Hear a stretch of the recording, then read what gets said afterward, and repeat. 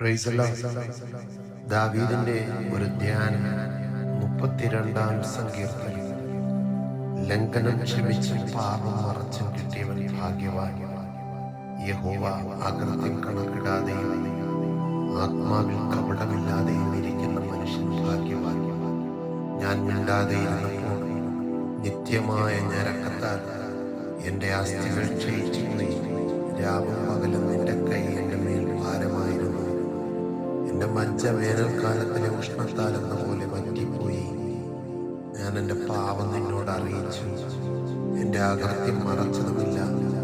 എൻ്റെ ലംഘനങ്ങളെ യഹോവയോട് ഏറ്റുപറയും എന്ന് ഞാൻ പറഞ്ഞു. അപ്പോൾ നീ എൻ്റെ പാപത്തിൻ്റെ കുറ്റം ക്ഷമിച്ചു തന്നു. ഇത് നിമിത്തം ഓരോ ഭക്തനും കണ്ടെത്താകുന്ന കാലത്ത് നിന്നോട് പ്രാർത്ഥിക്കും. പെരുവെള്ളം കവിഞ്ഞു വരുമ്പോൾ അത് അവൻ്റെ അടുക്കലോളം എത്തുകയില്ല. നീ എനിക്ക് മറവിടമാകുന്നു.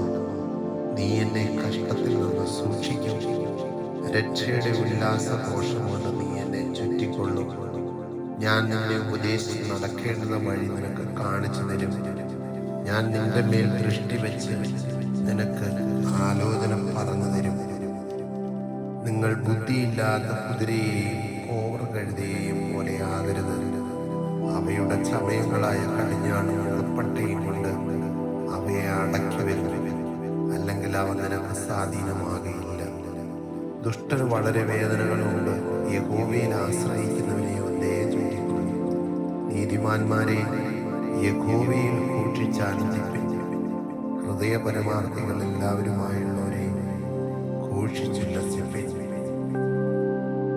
ആമേൻ.